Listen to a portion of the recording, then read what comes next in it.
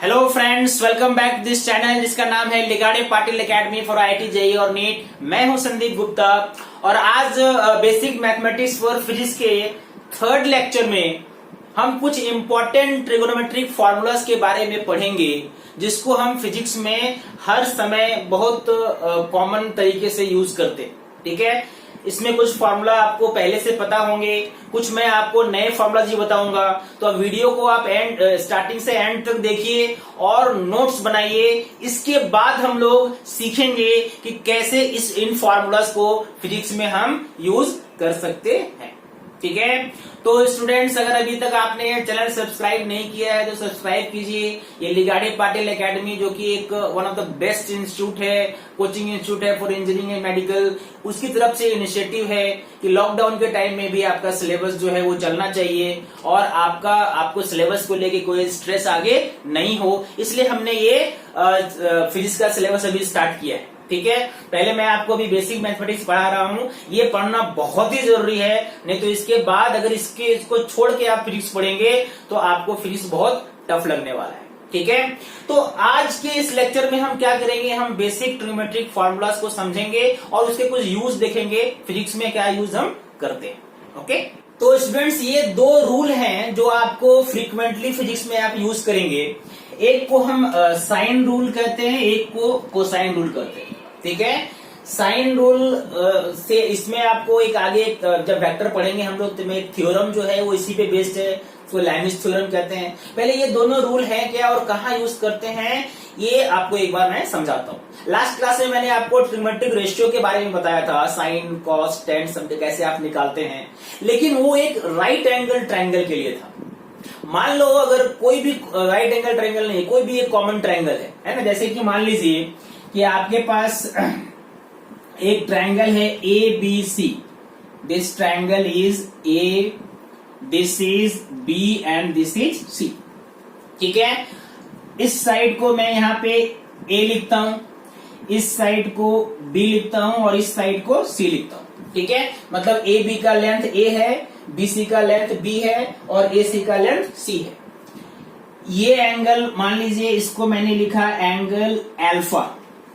ठीक है, और ठीक है ए के और बी के सामने ये एंगल मैंने इसको लिखा एंगल बीटा, ये सब।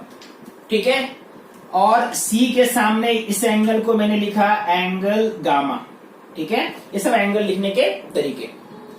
अब अगर ये इसमें यहाँ पे कितने क्वांटिटीज हैं तो देखो, लेंथ 3 लेंथ है, 1 2 3 and 3 angles, 3 lengths and 3 angles. ठीक है, इन 6 में से कोई भी अगर आपको 5 मालूम है और छठा मालूम करना है, ठीक है, तो वहां पे आप यूज करते हैं कौन सा रूल, साइन रूल, है ना। और ये रूल क्या है, ये रूल है लेंथ को मान लो कि ए बी आपने लिया, इसका लेंथ कितना है ए, और इसके सामने कौन सा एंगल एल्फा, तो क्या लिखेंगे ए अपॉन साइन एल्फा। ठीक है, इक्वल टू, अब आ जाओ बी, है ना, बी के सामने कौन सा एंगल है beta, that means B by sine beta. ठीक है, जो भी एंगल का वैल्यू दिया रहेगा, इक्वल टू थर्ड साइड, ये मान लो ये सी है, सी के सामने कौन सा एंगल है गामा, तो क्या लिखेंगे c by sine gamma. This rule is known as sine rule. अब यहां पे आप देखो, कोई भी 6 में से कोई भी 5 अगर आपको मालूम है तो छठा आप निकाल सकते हैं।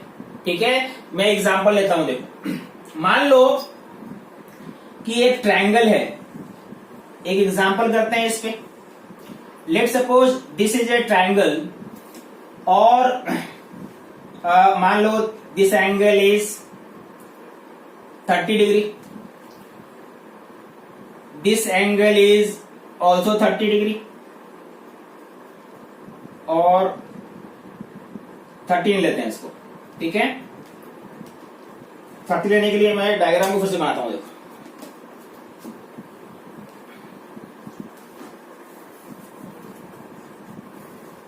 लेट सपोज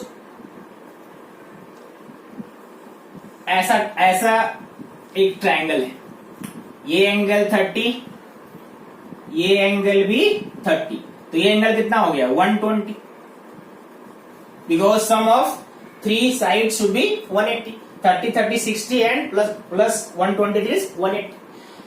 और मान लो लेंथ भी दिया हुआ है, ठीक है। Length let suppose this is given 4 metre and this is also given 4 metre.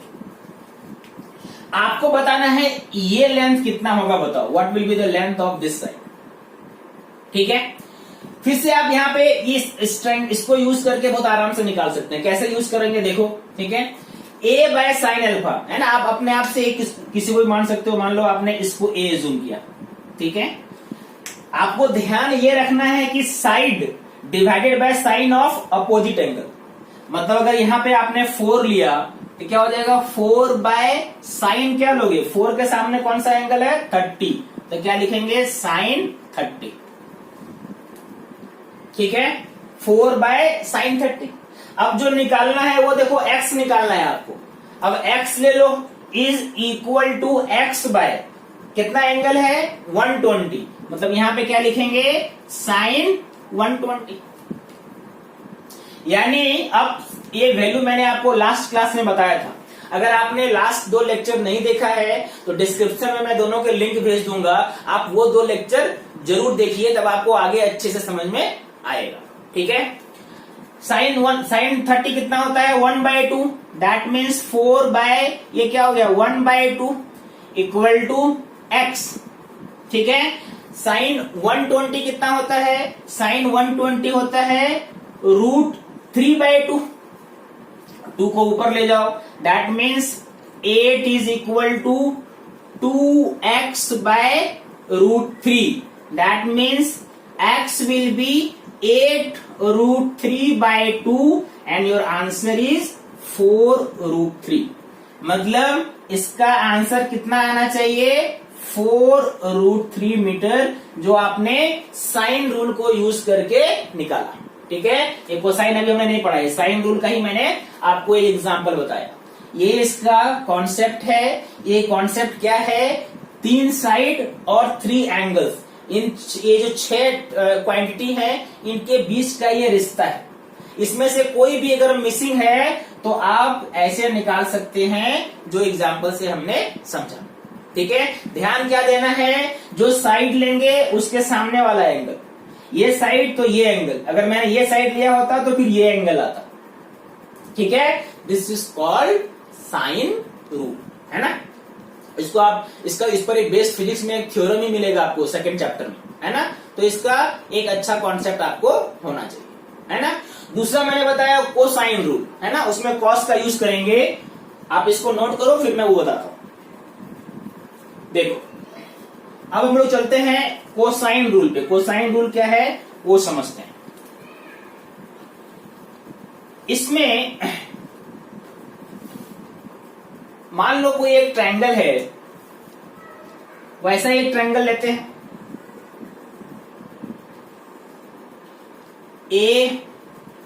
ABC, इसको हम इसका लेंथ को A मानेंगे, इसका लेंथ ये B है और इसका लेंथ मान लो C, ठीक है।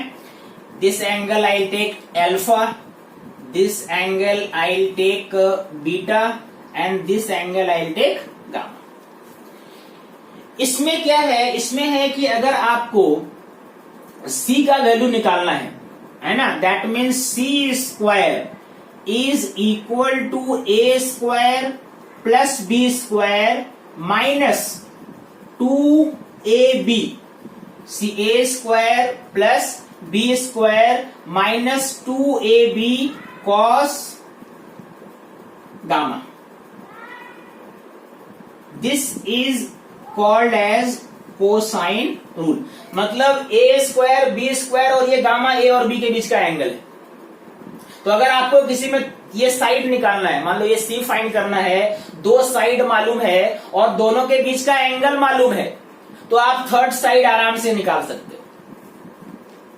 इसी को आपने 9th-10th क्लास में पाइथागोरस थ्योरम में पढ़ा होगा। अगर ये एंगल मान लो 90 हो जाता, 2 ट्रायंगल के बीच अगर मैंने बोला कि चलो ऐसा ट्रायंगल बनाते हैं, ध्यान से सुनना, ये A है, ये B है और ये C है। ये एंगल कितना हो गया इस बार, ये 90 डिग्री है और cos 90 कितना होता है 0 होता है, cos 90 चूंकि 0 होता है इसलिए आप पाइथागोरस थ्योरम में पढ़ते हो c square equal to a square plus b square, that is hypotenuse square equal to perpendicular square plus base square. तो ये आपने अर्लियर क्लास में पढ़ा होगा। अब ये यहां से ये मैंने नया अभी आपको मिला कि अगर राइट ट्रायंगल नहीं भी हो और दो साइड का लेंथ आपको मालूम है, दोनों के बीच का एंगल आपको मालूम है, तो आप थर्ड साइड का लेंथ निकाल सकते हैं। एग्जाम्पल करें, देखो इस पे एग्जाम्पल करते हैं। मान लो आपको एक क्वेश्चन दिया हुआ है जिसमें हम कोसाइन रूल लगाएंगे। ये कैसा है कि इसको ऐसे समझो कि एक ट्रायंगल है,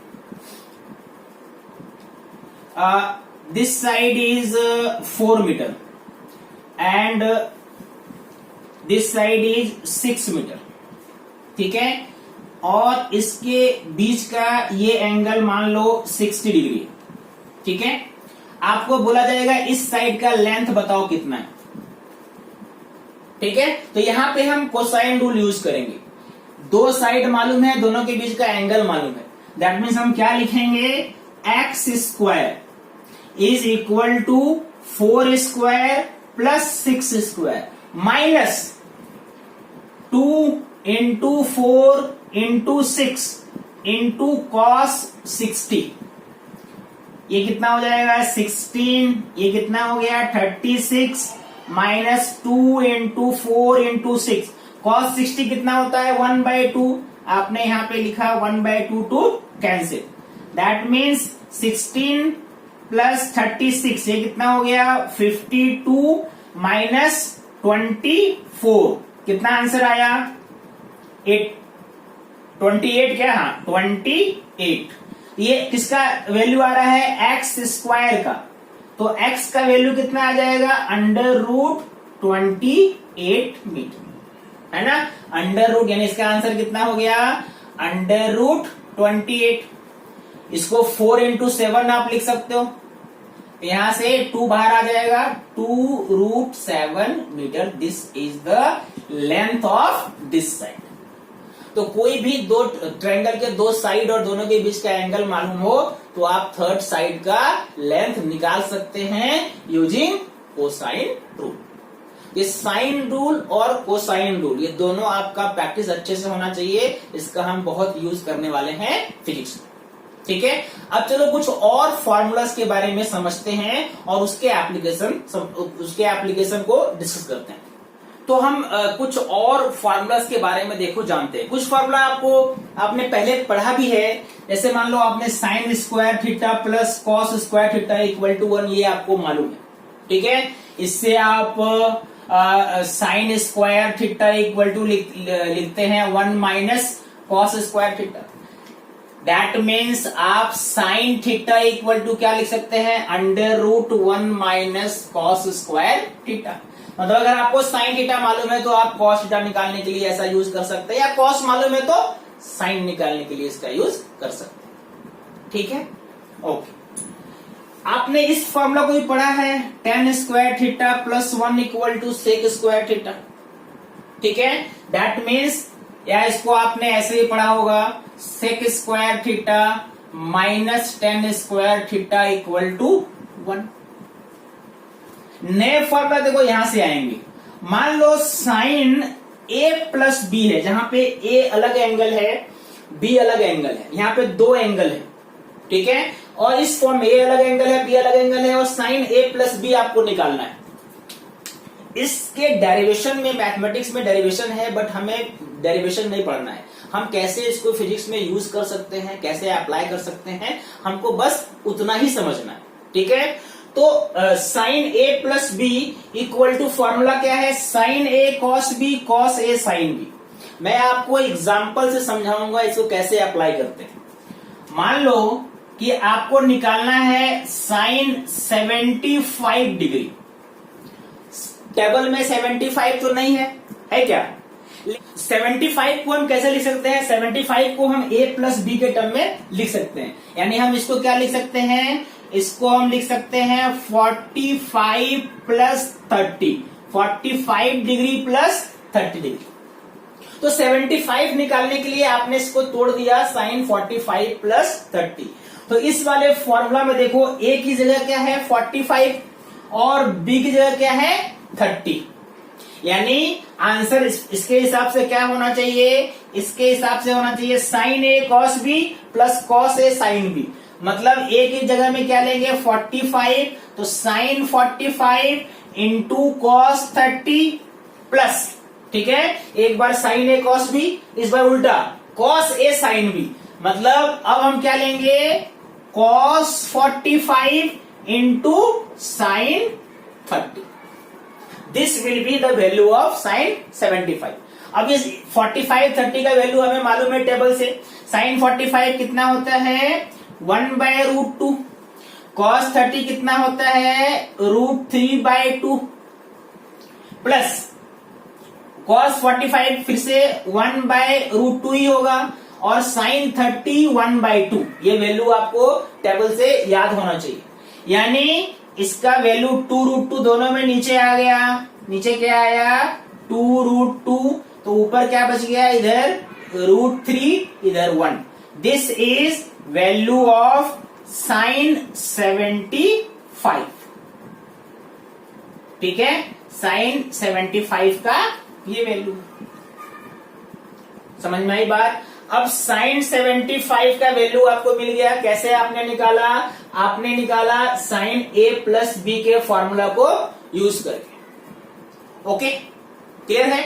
sin 75 को आप क्या लिख सकते हैं, sin 75 को आप लिख सकते हैं sin 90 माइनस 15 लिख सकते हैं क्या, 90 में 15 माइनस करो 75 आएगा। और sin 90 माइनस थीटा क्या होता है cos थीटा, यानी इसका क्या वैल्यू हो गया cos 15 का भी यही वैल्यू आएगा।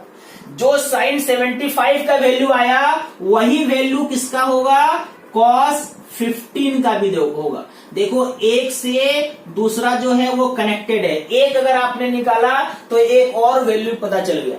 जो वैल्यू sin 75 का है वही वैल्यू cos 15 का है, ठीक है।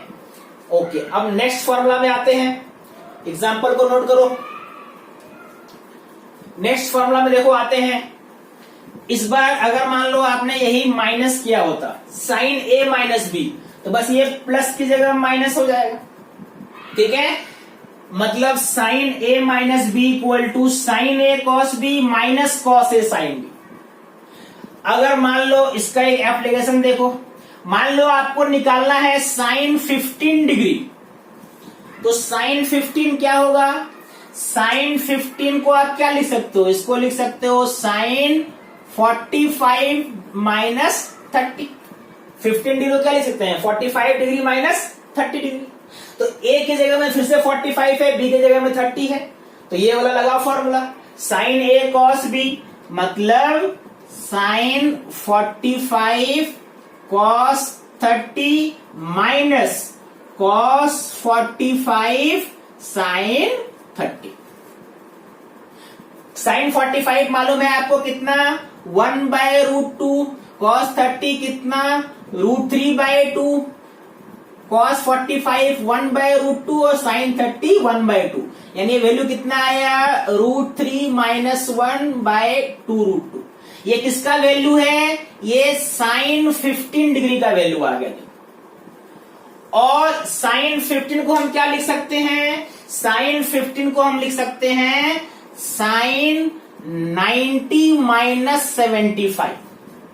और sin 90 माइनस 75 क्या होता है, 90 माइनस थीटा क्या होता है, ये cos थीटा के इक्वल होता है। मतलब यही वैल्यू किसका भी होगा cos 75 का। तो जो sin 15 का वैल्यू है वही वैल्यू किसका होगा cos 75 का। कितना वैल्यू, जो अभी आपने निकाला √3 माइनस 1/2, ठीक है। तो इस तरह से sin a plus b sin a minus b निकाल सकते हैं। वैसे ही आप cos a plus b cos a minus b भी निकाल सकते हो। ठीक है, मान लो cos 75 चाहिए, अभी तो चलो मैंने cos 75 या cos 15 का वैल्यू आपको निकाला, लेकिन इस फॉर्मूला को भी आप जब यूज करोगे, cos a प्लस बी क्या होता है, cos a plus B cos a cos b minus sin a sin b। ठीक है, यहाँ पे प्लस है, यहाँ पे माइनस है, ये cos वाले में याद रखना, ठीक है। साइन वाले में यहाँ प्लस, यहाँ माइनस, यहाँ माइनस, cos में उल्टा होगा, cos में यहाँ प्लस, यहाँ माइनस, और जब निकालोगे cos a माइनस बी तो बीच में प्लस आ जाएगा, ठीक है। cos a माइनस बी तो वैल्यू यहाँ पे प्लस आ जाएगा। आप पूछोगे ऐसा क्यों हुआ, तो cos में क्या होता है, cos का वैल्यू एंगल के साथ डिक्रीज होता है, आपको मालूम है। cos 0 1 होता है और cos 90 0 होता है। तो 0 से 90 की ओर अगर बढ़ोगे तो cos का वैल्यू 1 से 0 की तरफ कम होता है। तो यहाँ पे जिस cos में उस एंगल का वैल्यू ज्यादा होगा जिसका वैल्यू कम होगा। तो मुझे बताओ a माइनस बी का वैल्यू कम होगा या a प्लस बी का वैल्यू कम होगा? जाहिर है कि a माइनस बी का वैल्यू कम होगा, a प्लस बी का वैल्यू ज्यादा होगा। तो अगर a माइनस बी का वैल्यू कम है तो cos में उसका वैल्यू ज्यादा आना चाहिए। फिर से cos में उस एंगल का वैल्यू ज्यादा होता है जिसका वैल्यू कम होता है। मान लो cos 30 डिग्री और cos 10 डिग्री, कौन बड़ा होगा, cos 10 या cos 30? cos 10 बड़ा होगा, ठीक है। कोई cos का वैल्यू डिसेंडिंग ऑर्डर में जाता है, तो इसीलिए चूंकि यहाँ पे एंगल कम है तो ये वैल्यू ज्यादा होना चाहिए, इसलिए मैंने यहाँ पे प्लस लिखा। यहाँ पे ये एंगल ज्यादा है, इसका वैल्यू कम होना चाहिए, इसलिए यहाँ पे माइनस है, ठीक है। वैसे ही हम tan का निकालेंगे। tan का देखो क्या फॉर्मूला है, tan का फॉर्मूला है tan a plus B is equal to tan a plus tan b और divided by 1 minus tan a tan b, ठीक है। ये फॉर्मूला भी बहुत इंपॉर्टेंट है और बहुत यूज होता है, ये आपको बिल्कुल याद होना चाहिए। मैं इसको एक एग्जांपल से करता हूं। मान लो कि मैंने अगर आपसे पूछा होता चलो tan 75 का वैल्यू बताओ कितना होगा, ठीक है। तो tan 75 का वैल्यू एक तो आप वैसे निकाल सकते हो, sin tan 75 मतलब sin 75 बाय cos 75। अभी आपने वो निकाला था sin 75 cos 75, वो आप वैसे भी कर सकते हो, लेकिन इस फॉर्मूला में को यूज करके देखते हैं। 75 को हम क्या लिखते हैं, 75 को हम, या चलो हम थोड़ा, हाँ चलो ठीक है 75 ही लेते हैं। 75 को हम क्या लिखते हैं, tan 45 प्लस 30, और tan a प्लस b क्या होता है, देखो tan a plus tan b, मतलब ऊपर क्या हो जाएगा tan 45 plus tan 30 divided by 1 minus tan a into tan b, मतलब 1 माइनस tan, तो ऊपर प्लस है नीचे माइनस है, ठीक है। 1 माइनस tan 45 इंटू tan 30। अब ये वैल्यू रख देते हैं, tan 45 1 होता है, tan 30 1 बाय रूट 3 होगा, और यहां पे मल्टीप्लाई किया आपने 1 इंटू 1 बाय रूट 3, फिर से आपका क्या हो गया 1 बाय रूट 3। तो इसको जब सॉल्व करोगे तो ये क्या हो जाएगा, root 3 plus 1 by root 3 minus 1। ये किसका वैल्यू आया, ये वैल्यू आया tan 75। वैसे ही दूसरा फॉर्मूला है tan a माइनस बी, ठीक है। tan a माइनस बी अगर मान लो आपको निकालना है ना, तो tan a माइनस बी का एक एग्जांपल देख लो, अब आपको आराम से समझ में आएगा। मान लो कि मैंने आपको बोला tan 15 डिग्री बताओ कितना है, फिर से tan 15 को क्या लिखोगे आप, tan 45 माइनस 30। फॉर्मूला क्या है, tan a minus tan b, tan a minus tan b divided by 1 plus tan a into tan b, मतलब ये फॉर्मूला हो जाएगा tan 45 minus tan 30 divided by tan 45 plus tan 30। अगर देखो ध्यान से तो यहां पे क्या था, प्लस, यहां हो गया माइनस, बस साइन का चेंज है। साइन जहां पे ऊपर प्लस था अब माइनस हो गया, नीचे माइनस था तो प्लस हो गया। तो ये वैल्यू आपको मालूम है कि यहाँ पे √3+1 था, तो अब क्या आएगा √3-1 और नीचे क्या आएगा √3+1। तो ऐसे आप 10, 15 का वैल्यू भी फाइंड कर सकते। तो ऐसे हम sin a plus B, cos a plus B, tan a plus B निकालते हैं और इसको हम बहुत यूज भी करते हैं फिजिक्स में।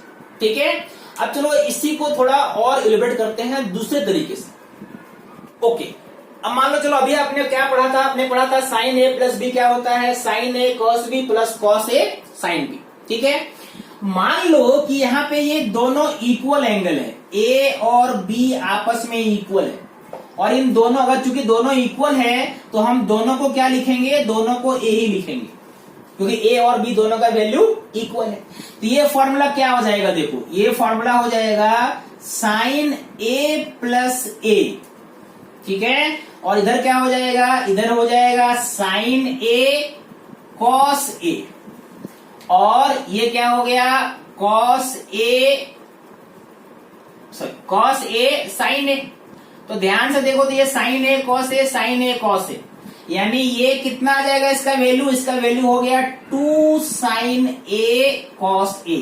और ये किसका फॉर्मूला आया, ये फॉर्मूला आया sin 2a का। किसका फॉर्मूला आया, ये sin 2a का। यानी अगर आपको sin 2a का वैल्यू निकालना हो, कहीं कहीं यूज हो, तो sin 2a का वैल्यू क्या होगा 2 sin a cos a।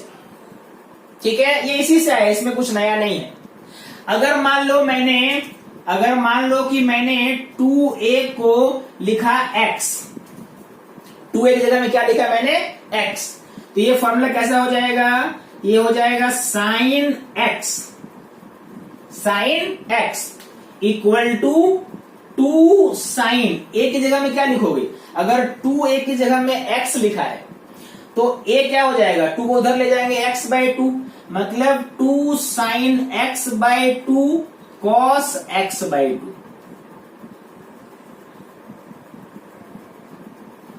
ठीक है, यानी ये इसी से sin 2a और sin 2a है मान लो, या sin x है, तो इसको 2a को अगर आप x मान लो तो ये फॉर्मूला आ जाएगा। यानी अगर आपको sin 2a निकालना है ना, तो 2 sin a cos a आराम से आप कर सकते हो। मान लो कि आपको फॉर एग्जांपल आपको निकालना है sin 120 डिग्री। ठीक है, कितना निकालना है, क्या निकालना है आपको sin 120। अब आप टेबल आप भूल गए हो, तो sin 120 को, अगर sin 120 को हम क्या लिख सकते हैं, sin 2 × 60, यानी 2 × a के जगह में देखो तो a के जगह में क्या आया 60 आया, तो आंसर क्या हो जाएगा 2 sin 60 × cos 60, मतलब 2 × √3/2 × 1/2, ये कैंसिल हो गया, तो आंसर क्या आया √3/2। यहां पे sin 2a का वैल्यू आपने ऐसे फाइंड किया, समझ में आ रहा है। ओके, अगर मान लो ये तो sin 2a का फॉर्मूला निकला, चलो ऐसे, अगर मुझे ये cos 2a का फॉर्मूला चाहिए या tan 2a का चाहिए, देखो सब निकालते हैं, इसको नोट कर लो। अब चलो बात करते हैं cos 2a का फॉर्मूला क्या आना चाहिए, तो वहां पे भी हम क्या यूज करेंगे, cos a प्लस b, इसके जगह में क्या होता है, ये होता है cos a cos b minus sin a sin b। अभी समझाया था, जहां प्लस होगा इधर क्या लिखेंगे माइनस।